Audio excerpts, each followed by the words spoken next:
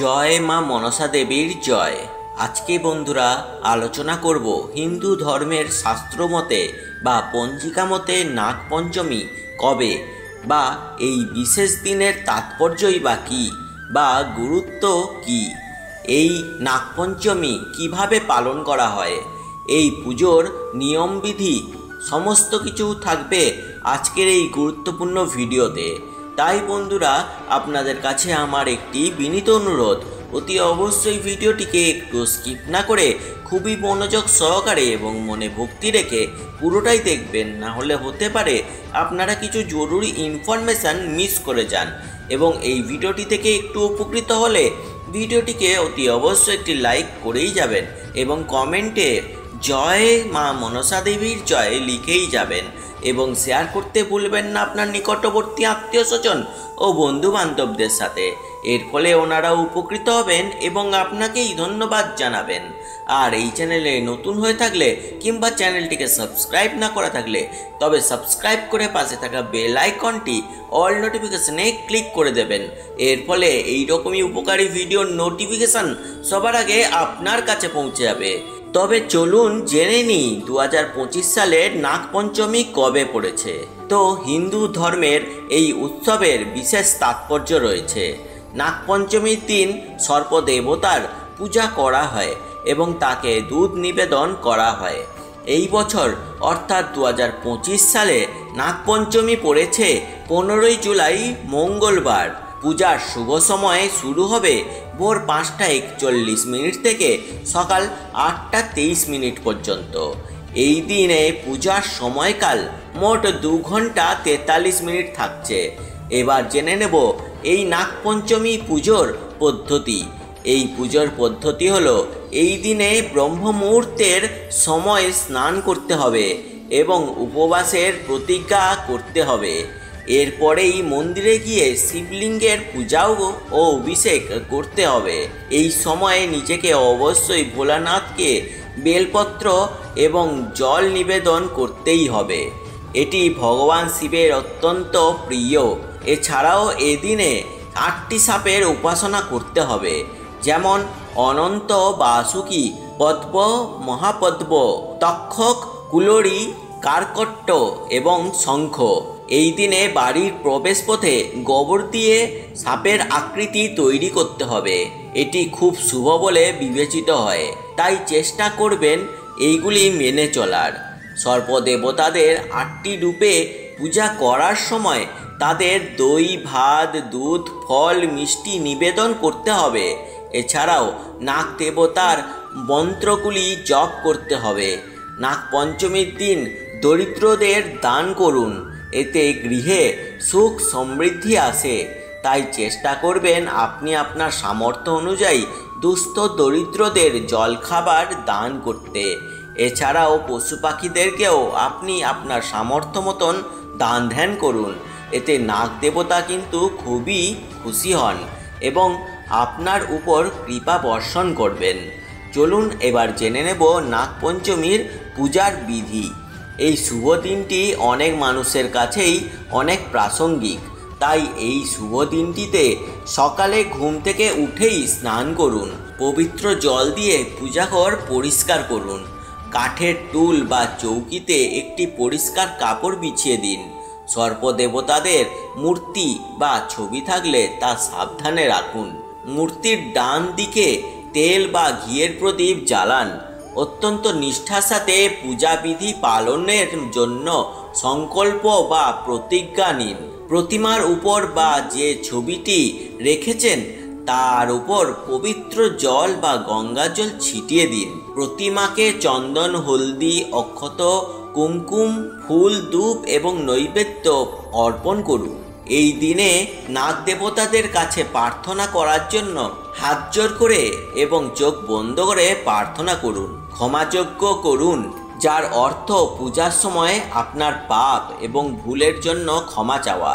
সর্পদেবতার আশীর্বাদ পেতে নাগপঞ্চমীর মন্ত্রটি পাঠ করুন এবং পূজার শেষে আরতি করুন। চলুন এবার জেনে নেব নাগপঞ্চমীর জ্যোতিষশাস্ত্রীয় তথ্য। জ্যোতিষশাস্ত্রে সর্পের অনেক তাৎপর্য রয়েছে।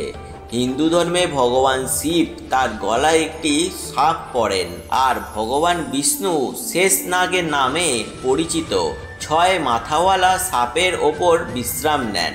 সর্পের কুণ্ডলীগুলি সময়ের প্রতিনিধিত্ব করে। প্রতিটি কুণ্ডলী অর্থাৎ বর্তমান এবং ভবিষ্যতের প্রতীক।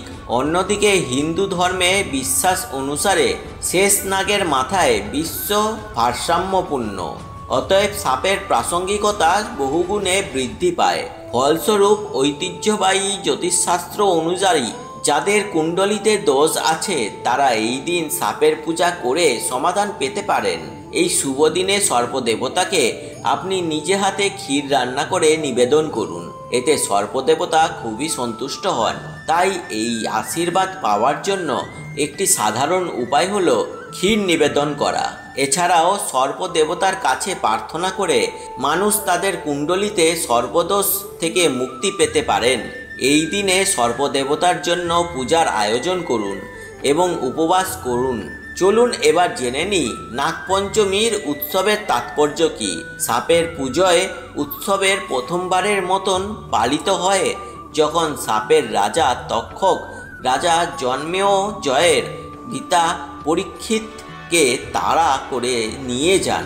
তক্ষক পরীক্ষককে নির্মমভাবে হত্যা করেন এবং তার মৃত্যুর প্রতিশোধ নেওয়ার জন্য জন্মেজয় সমগ্র নাগবংশের অস্তিত্বকে নির্মূল করার জন্য একটি শুভ যজ্ঞের আয়োজন করেন। তবে প্রকৃতির ভারসাম্য বজায় রাখার জন্য পৃথিবীর সকল জীবের প্রয়োজন, তাই ব্রাহ্মণ আস্তিক এই যজ্ঞ বন্ধ করেন এবং জন্মেজয়ের কাছে সাপের গুরুত্ব পৌঁছে দেন।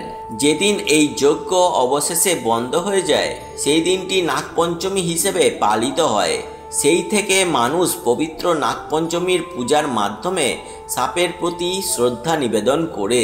এই শুভ দিনের আরেকটি তাৎপর্য পাওয়া যায় কিংবদন্তিতে, যেখানে ভগবান শ্রীকৃষ্ণ শ্রাবণ মাসে এই দিনে কলিকা নাগকে বধ করেছিলেন।